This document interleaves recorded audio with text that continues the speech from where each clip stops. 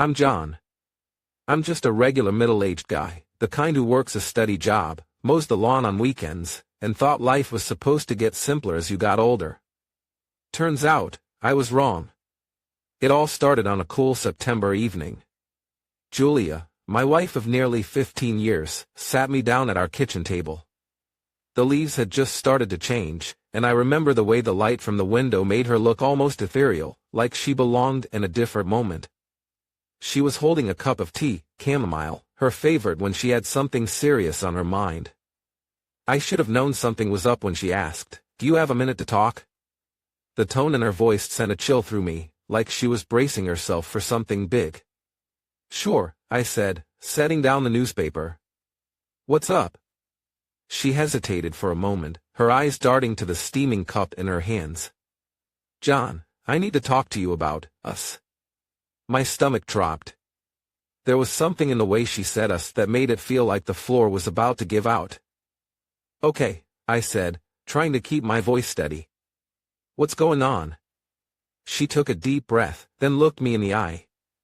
"I've been doing a lot of thinking lately, and I think I need some time to figure out who I am. I feel like I've lost myself, and I need to find that person again. I think we need to separate." The words hit me like a freight train. "What?" I asked, my voice louder than I intended. "Where's this coming from, Julia? I thought we were okay." "I know, and that's part of the problem," she said, her voice soft but firm. "We've been okay. That's it. Just okay. And I don't think I can do okay anymore." I stared at her, trying to make sense of what she was saying.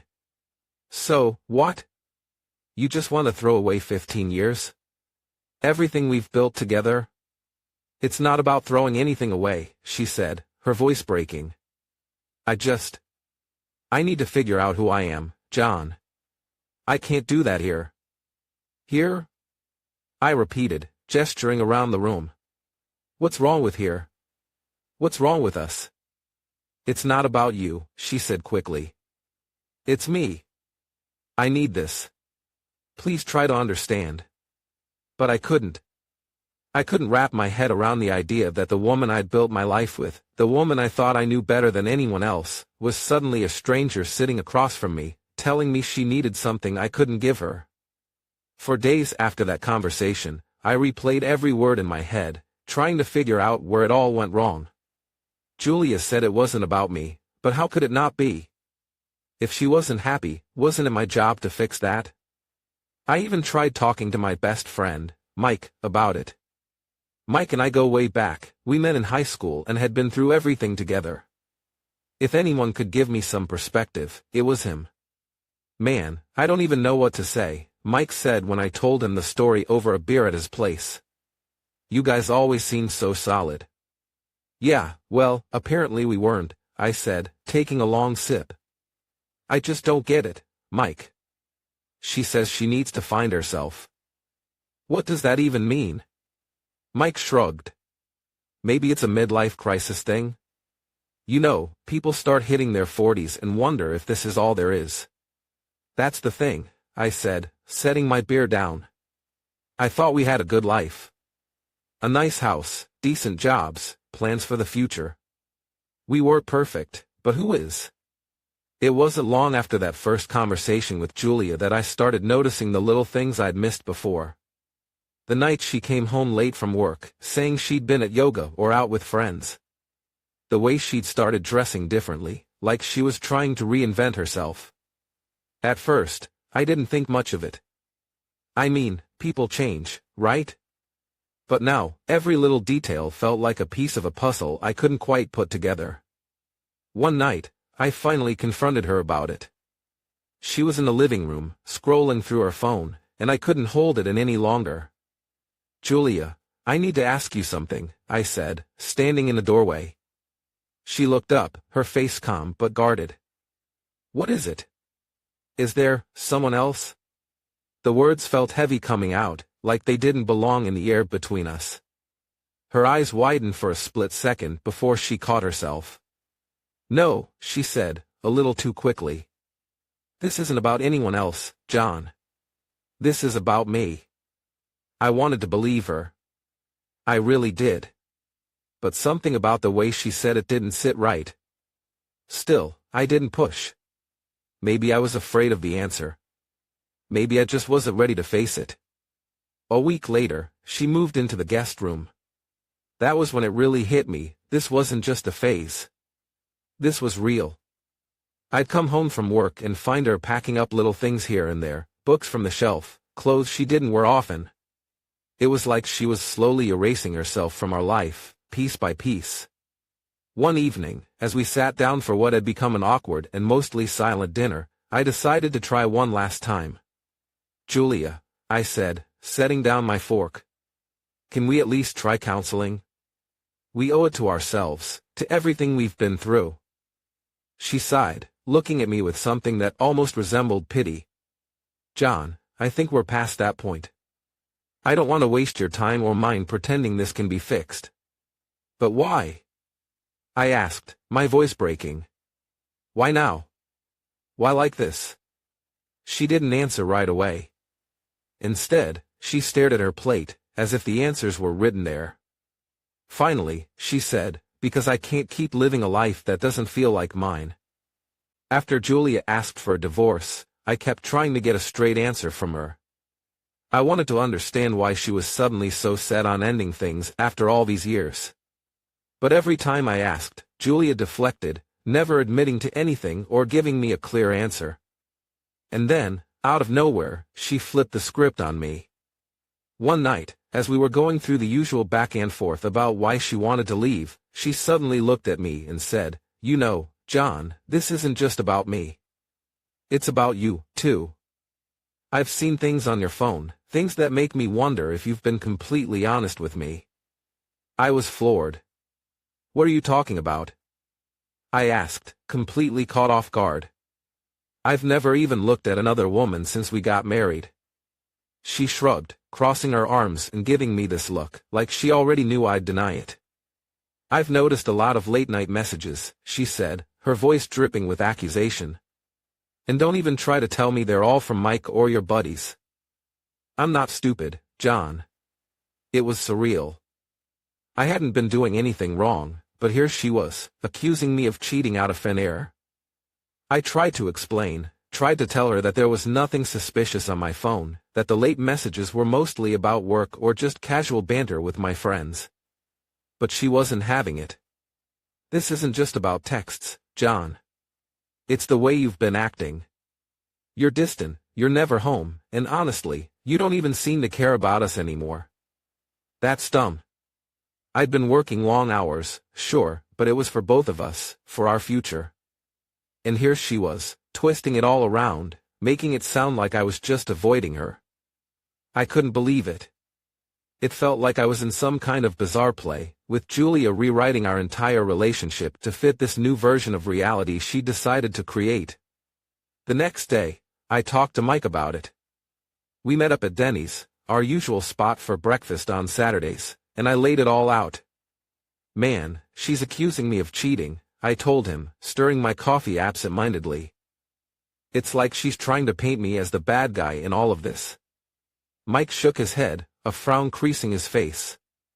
"I don't get it, John. I know you, and I know you wouldn't do that. She's just trying to make herself feel better about all this." "You think that's it?" I asked, half hoping he'd say something that made more sense. "Yeah," Mike replied.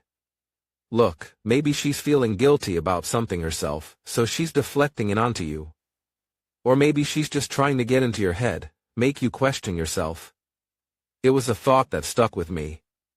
Over the next few weeks, Julia kept finding new ways to criticize me, pointing out every flaw, every minor annoyance she claimed had driven her to this point. "You're so unpredictable, John," she'd say, shaking her head. "One minute you're calm, and the next, you're all fired up. It's like living with a stranger." It was absurd. Sure, I'd get frustrated sometimes, I'm only human. But she made it sound like I was some sort of loose cannon, always on the verge of exploding. I was starting to feel like I couldn't say or do anything right. She'd find ways to turn the smallest things into evidence of some greater issue. One night, I finally hit my breaking point. Julia had gone on another tirade about how I was never there for her, how I didn't care about her feelings. "Julia, I don't understand why you're doing this," I said, my voice shaking. "I've been trying to make sense of it, trying to talk it out with you, but every time I think I'm getting somewhere, you come up with something new to throw at me. Why are you trying to make this all my fault?" She looked at me, her expression cold, detached. "Because, John, you're the one who doesn't get it. You never see the bigger picture. You've always been wrapped up in your own world." It was like she'd rehearsed a line, like she'd been preparing to say it just to cut me down. I felt like a fool, like I'd been trying to patch up a boat that was already sinking. "Maybe I am," I said finally, trying to keep my composure. "But you never gave me a chance, Julia. You made up your mind, and now you're just rewriting everything to make yourself feel justified." She just shrugged, as if she didn't care about my words anymore. And that was when I knew she wasn't going to admit to anything. She was going to keep playing this game, keep twisting things until I was the one left holding the blame. In the end, all I could do was sit back and watch as she continued to dismantle everything we'd built, one accusation at a time. I couldn't fight back anymore. It was months of Julia accusing me, chipping away at everything I thought I knew about myself, before the real story came out. While she'd been busy painting me as the unfaithful, unstable husband, the truth was, she was the one having an affair, and not just some random fling, but with a guy from her own office. Someone she'd been seeing for nearly a year, right under my nose, while she kept up this whole charade about needing space to find herself. I remember the night I found out like it was yesterday. I was at my friend Mike's house, trying to blow off some steam after another round of Julia's accusations. Mike was one of the few people I trusted to listen without judgment. That night, though, he looked at me with this look like he had something to say but didn't know how to say it. "What is it, Mike?" I asked, feeling a sense of dread creep in. He shifted uncomfortably in his seat. "John, look, I didn't want to bring this up because I didn't have anything solid, but, well, my wife's cousin works in the same office as Julia. And she's seen Julia with someone there. Not just in meetings or coffee breaks, she's seen them getting close. Really close." It took a moment for the words to sink in. "What are you saying, Mike? Are you saying she's been seeing someone else this whole time?" Mike nodded slowly. "I'm sorry, man. I know it's not what you wanted to hear." I sat there in stunned silence, my mind racing. All those late nights, the vague excuses about work meetings and catching up with friends, it all started to add up. Julia had been building this story for months, making it seem like I was the problem so she could walk away from our marriage without a hint of guilt. She turned me into the villain to justify her own actions. One Saturday afternoon, I was driving back from the grocery store and, by chance, ended up near Julia's mother's neighborhood. I remembered that Julia sometimes took the kids there on weekends, and on a whim, I decided to take a drive through the area, just to see if maybe the kids were playing outside. I figured it would be a good excuse to stop and say hi. To my surprise, when I pulled around the corner, I spotted my kids playing in the front yard with their grandma. They looked happy, running around, but Julia was nowhere to be seen. I parked the car and walked over to say hello, exchanging a few words with Julia's mom. After a bit of small talk, I casually asked, "Where's Julia? I thought she'd be spending the weekend with the kids." Her mom gave me a half smile and said, "Oh, she had to work overtime. She dropped them off this morning and said she'd be back later in the evening." Something about that didn't sit right with me. I knew Julia's work schedule like the back of my hand, and weekend overtime was rare. But I didn't want to make a scene in front of the kids, so I nodded, gave the kids a quick hug, and walked back to my car. As I sat there, something in me just wouldn't let it go. Call it instinct, or maybe just leftover suspicion, but I couldn't shake the feeling that something was off. Before I even realized what I was doing, I started up the car and decided to follow Julia. I waited a few blocks away, watching for her car to leave her mom's house. About 15 minutes later, I saw her pull out of the driveway, and I slowly started following, keeping a good distance so she wouldn't notice. She took a left, then a right, heading toward the downtown area. Now, if she was actually going to work, she'd need to turn left on Main Street. But instead, she drove straight past the turn, heading toward the more upscale part of town. I felt my heart start pounding. She wasn't going to work. I knew it, but I still needed to see for myself. About 10 minutes later, she pulled into the parking lot of a fancy hotel, one of those high-end places with a marble lobby and valet parking. I parked my car a few blocks away and walked toward the hotel, trying to keep out of sight. I was too far to hear anything, but I could see her clearly from where I was standing. And then I saw him. A man I recognized from company parties and holiday gatherings, a guy from her office. He walked up to her with a grin, and she practically threw her arms around him. They stood there, holding each other, looking like a couple who hadn't a care in the world. I felt like my whole body went numb. It was like the past year of arguments, accusations, and lies were all hitting me at once. All those times she'd accused me, tried to make me feel like I was the problem, were just her way of covering her tracks. She'd been building this narrative, making me out to be the bad guy, just so she could justify what she was doing. They didn't waste any time. After a quick look around, they walked into the hotel, hand in hand.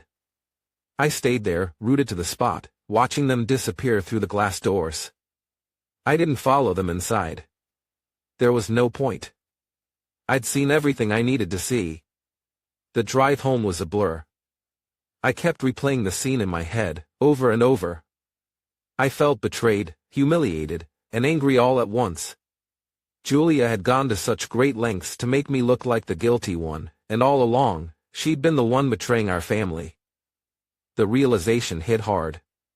Julia hadn't just lied about her reasons for the divorce, she'd set me up. Every argument, every accusation, every time she made me feel like I was at fault, it had all been part of her plan to make herself look like the victim.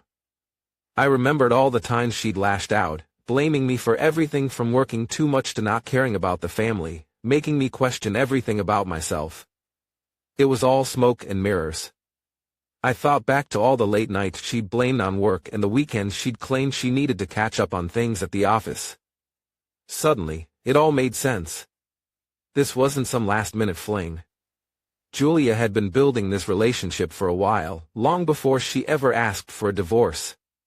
And she'd been using every tactic she could think of to keep me in the dark, to make sure I'd never suspect. Looking back, there were signs. Little things that I'd dismissed as nothing. The phone calls she'd take in another room, the sudden weekend retreats for professional development, the way she'd gotten defensive any time I asked her about work. It was like piecing together a puzzle, and with every memory that surfaced, I felt more foolish for not seeing it sooner. That night, I sat alone in my apartment, thinking about what to do next. Part of me wanted to confront her, to call her out for everything she'd put me through. But another part of me knew it wouldn't make a difference. Julia had already rewritten the story to suit her own narrative. In her mind, she was already the wrong party, the one who'd done everything she could to save our marriage. And maybe that was the worst part of all, realizing that the person I'd spent over a decade with, the mother of my children, had been willing to tear me down just to make her own choices seem justified. It was like everything I thought I knew about her, about us, had been a lie. In the middle of my hurt and anger, I couldn't shake this gnawing feeling that there was more to Julia's betrayal than I'd uncovered. I decided to reach out to an old friend of hers, Rob, a guy I'd met a few times over the years. He and Julia used to work together, and they'd stayed in touch even after he'd left her company for another job. I figured if anyone knew the full story, it might be him. We met up at a small coffee shop on the edge of town, one of those quiet spots where locals grab a quick cup on their way to work. When I walked in, Rob was already at a table, staring into his coffee. He looked up and nodded, giving me a tight, uncomfortable smile. I could tell right away he knew what was going on. "Thanks for meeting up," I said, sliding into the seat across from him. He nodded, taking a sip of his coffee, clearly choosing his words carefully. "John, man. I didn't know if you'd want to hear this from me. But I guess you're here, so, what's on your mind?" I didn't waste time. I told him everything, laying out how I'd discovered Julia's affair, the accusations she'd thrown at me, and how she'd crafted this entire story to make it seem like I was the problem. When I finished, Rob took a long breath, like he was preparing himself.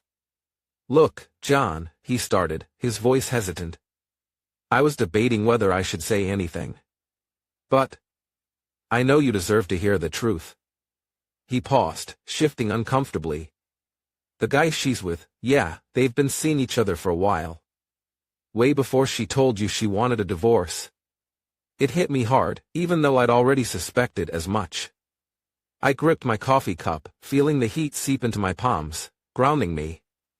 "Rob," I asked, trying to keep my voice steady, "how long has this been going on?" He looked down, almost like he couldn't face me. "Months, John. At least a year, if I'm being honest. They kept it quiet, but, well, some people at the office knew. Julia didn't exactly keep things professional. They'd leave for lunch together, come back hours later. Sometimes they'd disappear for a day and claim it was a work conference or some kind of client meeting. People started talking, but no one said anything to her face. She's smart, you know? She covered her tracks pretty well." I felt a wave of nausea. All those times she'd claimed she was working late, all those weekends she'd said she had professional development to attend, it was all a lie. "And you knew about this?" I asked, my voice sharper than I intended. Rob looked up, a mix of guilt and pity in his eyes. "Not at first. By the time I figured it out, she'd already left the company, and I thought, well, maybe it was just a fling. I didn't know it was going to go this far. I guess I was wrong." He sighed, rubbing the back of his neck. "Look, John, I know this doesn't make things better, but she and this guy, they planned it. She told people she was going to leave you eventually, but she wanted it to look like it was all your fault. That way, no one would judge her. She was trying to cover herself so she wouldn't look like the bad guy. It was like someone had poured ice water down my spine." Hearing it laid out like that, I realized how calculated Julia's actions had been. She hadn't just betrayed me in the heat of the moment or gotten swept up in some whirlwind romance. No, this was premeditated. She'd spent months, maybe longer, building up her case against me, preparing her escape route so that when she finally walked out, she'd look like the victim. I clenched my fists, feeling a wave of anger rising inside me. So, all of it, the accusations, the fights, it was all just to make me look like the one at fault? Rob nodded, his face full of regret. "Yeah, man. She didn't want anyone pointing fingers at her. And, well, she knew how much you cared about your reputation, how important it was for you to be a good husband and father. I think she used that against you, knowing you wouldn't want to make a big deal out of it in front of everyone." We sat there in silence for a while, the weight of it all settling over me. I realized just how deeply Julia's betrayal ran, not just the affair, but the way she'd manipulated me, twisted my own values against me. She hadn't just left me, she'd dismantled everything I thought we had, piece by piece, right in front of me. Eventually, Rob broke the silence. "Look, John, I'm really sorry. I should have told you sooner, but I didn't think it was my place. I thought maybe she'd come to her senses, realize what she was doing. I never thought she'd go through with it like this." I shook my head, still trying to process everything. "It's not your fault, Rob. She was going to do this either way. She wanted to make sure she could walk away without facing any of the blame." I stood up, feeling the need to get out, to breathe. "Thanks for telling me," I said, offering him a handshake. "I appreciate it." He looked relieved but sad. "If you need anything, man, just let me know." As I walked out of the coffee shop, I felt a strange sense of clarity. The truth hurt, no doubt about that. But at least now I know. There were no more illusions, no more what-ifs. Julia hadn't just been unfaithful, she'd orchestrated an entire web of lies to tear me down. And now, finally, I saw her for who she truly was. In the days that followed, I made a decision. I wasn't going to let Julia's lies define me.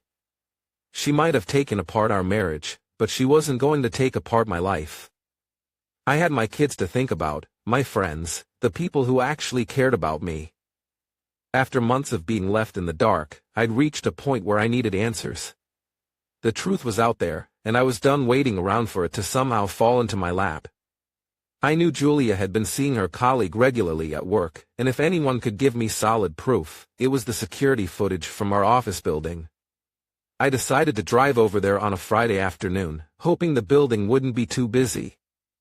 I figured if I could get to the security guard on duty, maybe I could get a peek at those tapes. When I arrived, I parked around the corner and walked toward the front entrance, trying to play it casual. The lobby had this sleek, modern look to it, glass walls, polished floors, the works. The security guard at the front desk was a guy in his late 50s, with a serious look that didn't invite a lot of chit-chat. I knew getting his help wouldn't be easy, but I had to try. "Excuse me, sir," I said, keeping my voice calm and respectful. "My name is John, and I have a bit of a personal situation. I was hoping you might be able to help me." He looked me up and down, clearly skeptical. "What's this about?" he asked, his tone guarded. I explained, telling him that I had suspicions about my wife and needed to confirm if she was meeting someone in the building. I didn't go into too many details, just enough to make it clear that I wasn't there for any other reason than to find out the truth. I asked if he could show me the security footage around the lobby and elevator areas, just a few recordings that might show her comings and goings. But he didn't bite. He shook his head, looking at me with a kind of sympathy that told me he'd heard stories like mine before. "I'm sorry, sir, but I can't help you with that. Company policy doesn't allow us to share security footage with anyone who isn't authorized. And I can't risk my job, you know?" I nodded, feeling defeated but trying not to let it show. "I understand," I said, forcing a small smile. "Thanks for hearing me out anyway." I walked toward the lobby exit, but something in me just couldn't let go. So, I turned back, deciding to take one more shot. "Look," I said, "I know you don't know me, but this is really important. My wife has. Well, she's put me through a lot, and I'm just trying to get some closure here. She's turned everything around on me, made me look like the bad guy so she can move on without facing any consequences. I'm just asking for a little truth, something I can hold on to." The guard glanced around, like he was checking to see if anyone was watching. He softened a bit, and for a moment, he looked at me with this understanding in his eyes. I kept talking, explaining how Julia had blamed me for things I hadn't done, how she was using everything against me to take our kids, and how I just needed a way to clear my name. I didn't embellish or try to paint myself as a saint. I just told him how it felt to be on the receiving end of Julia's betrayal, knowing she was hiding everything while making me look like the villain. After a long pause, he looked down, nodding slowly. "I get it, man," he said, his voice a little softer. "I've seen my share of folks who've been through rough times. I'm not saying I can show you everything, but I might be able to help. Just keep this between us, all right?" I nodded, my relief mixing with gratitude. "Thank you," I said, barely keeping my voice steady. "I won't tell a soul. I just need to know." The guard led me into a small security room, dimly lit with a couple of monitors displaying live feeds from around the building. He pointed to the playback system, where you could pull up footage from the past few weeks. "We'll look at a few key dates. I'm trusting you on this, all right?" he said, his tone serious but kind. "Of course," I replied, trying to keep my voice calm despite the nurse rushing through me.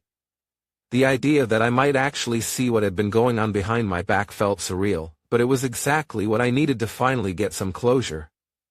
As the security guard pulled up the recordings, I felt a knot tightening in my stomach. This was it, the moment I'd been dreading and needing all at once. The screen flickered to show Julia's office lobby, a quiet, polished space with tall windows letting in streams of sunlight. I watched as she appeared on screen, strolling in with that confident stride of hers, looking as though she didn't have a care in the world. Then he walked in, her so-called colleague. They exchanged a quick glance, and it was obvious from the way they looked at each other that there was something deeper than professional courtesy there. He reached out, and she took his hand, giving him a look that I hadn't seen her give anyone, let alone me, in years.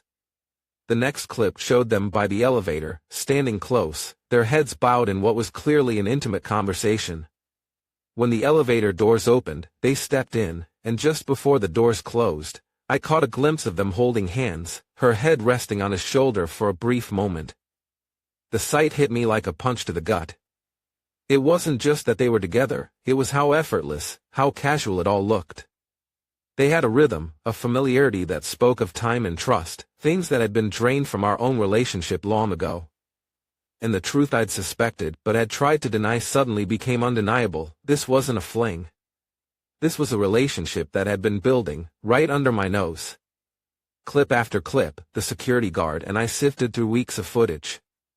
There was no one big dramatic reveal, rather, it was a collection of moments that painted a clear, damning picture. They met for lunch, left work together, and lingered by our car after hours. I could see them exchanging glances that weren't meant for just friends, and it was like a light turned on, illuminating every dark corner of the lies she'd fed me. At one point, I turned to the guard, who had stayed silent throughout. He just gave me a solemn nod, as if he, too, felt the weight of what we were watching. "If you need anything else, just let me know," he said quietly, stepping back to give me a little space. I appreciated that more than he could know. It's not every day a stranger shows you that kind of respect and understanding, especially in a situation as personal as this. I pulled out my phone and began recording the screen, capturing each damning piece of footage.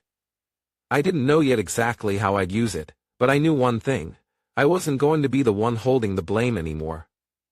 Julia had built this story about me, about who I was and who I wasn't, all to make herself look like the victim. These videos weren't just proof of her betrayal, they were my way to set the record straight. Walking out of the building, I felt numb, like I was walking through a fog. The drive home was a blur, my mind racing through every memory, every moment that had once felt real and was now exposed as a lie.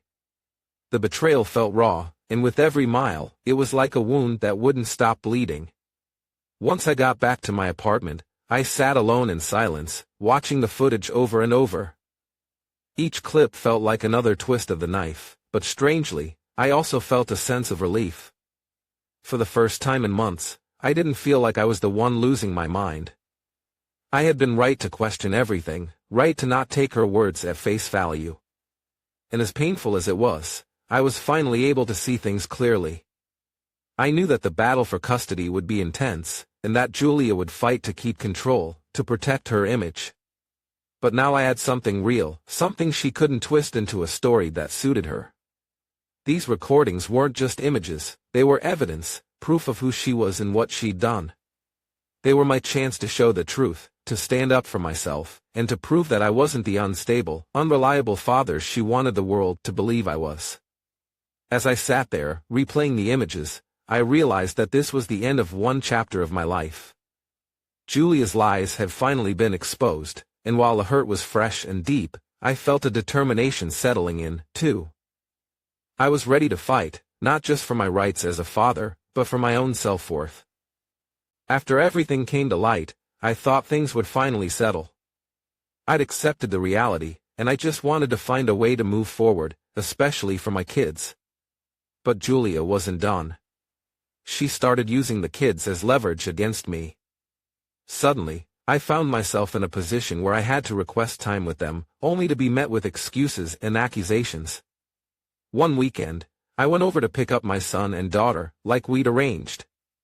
But Julia met me at the door with a stern expression, saying, "John, I'm not comfortable letting the kids go with you today." I was confused. "What do you mean?" "It's my weekend. We talked about this." She crossed her arms, and I could see the fire in her eyes. "I'm not sure you're in a good mental state to be around them. I've seen how angry you get. You're unpredictable, John." It hit me like a punch to the gut. "Unpredictable?" I repeated, feeling a mix of anger and disbelief. "Julia, I've never once been a danger to them or to anyone. You know that." She shrugged, acting like she was the only calm one in the conversation. "I'm their mother, and it's my job to protect them." I think you need to get some help, John. Until then, I'm not comfortable with you taking the kids." I was speechless. It was as if she'd rewritten everything about who I was as a father. All those years I'd spent with my kids, helping with homework, taking them to baseball games, and staying up all night when they were sick, none of it seemed to matter now. She was using the kids as pawns, weaponizing them to control the narrative. Over the next few weeks, she continued to put up barriers. Whenever I tried to see them, there was always a new excuse, a new reason why I wasn't fit to be with them. It was painful, especially on the days I'd planned something special with them. The disappointment in their voices when they'd call to cancel, because they had to go to a doctor's appointment or a school project at the last minute, was gut-wrenching. And there was nothing I could do but watch as my role in their lives slipped further away. I won't lie, there were days when it felt like I was hitting rock bottom. The loneliness, the pain of losing my family, the constant worry about my kids, it was a dark place. But eventually, I realized I couldn't keep spiraling. I had to take some kind of control back, for my own sake and for my kids.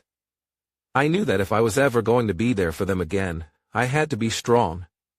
So, I turned to friends and family for support. My buddy Mike was a constant presence, checking in on me, reminding me that I wasn't alone. "You've been through hell, John, but you're still here. You're still fighting," he'd say over beers at his place, after work on Fridays. My sister, Sarah, was also a huge help. She'd drop by unannounced with groceries or just to chat, bringing a sense of normalcy that I desperately needed. She encouraged me to see a therapist, and after a while, I finally agreed. It was tough to open up at first, but the therapist helped me see that I wasn't crazy. I wasn't the villain Julia made me out to be. I was a father who loved his kids and a person trying to pick up the pieces. In therapy, I learned to confront the guilt and anger that had been eating away at me. The therapist helped me see that Julia's actions were her own, that her manipulations didn't define me or make me unworthy of being a dad. I began focusing on my own mental health, finding healthy ways to process everything. I took up running, hitting the trails every morning before work. It was like an anchor, something that kept me grounded when everything else felt out of control. With time, I started rebuilding. I found a new routine, started going to a local community center, where I volunteered with the youth baseball league. Being around the kids reminded me of my own, and it helped fill a bit of that void. The parents and other volunteers were kind, welcoming me into their little community. But most of all, I learned to be patient. I knew it wouldn't be easy, but I kept reminding myself that I'd get through this. That someday, I'd have a chance to explain everything to my kids, to show them who I truly was, beyond all of Julia's accusations. I wasn't perfect, but I knew I was a father who loved his children and would be there for them, no matter how long it took. With the footage in hand, I knew I had to take a stand. I couldn't let Julia rewrite history, paint me as some unreliable, unstable father, while she was the one who had systematically destroyed our marriage and used our kids as pawns. So, I found myself a solid lawyer, someone who had a reputation for being tough, thorough, and fair. His name was Dave, an old-school, no-nonsense type who knew his way around family court.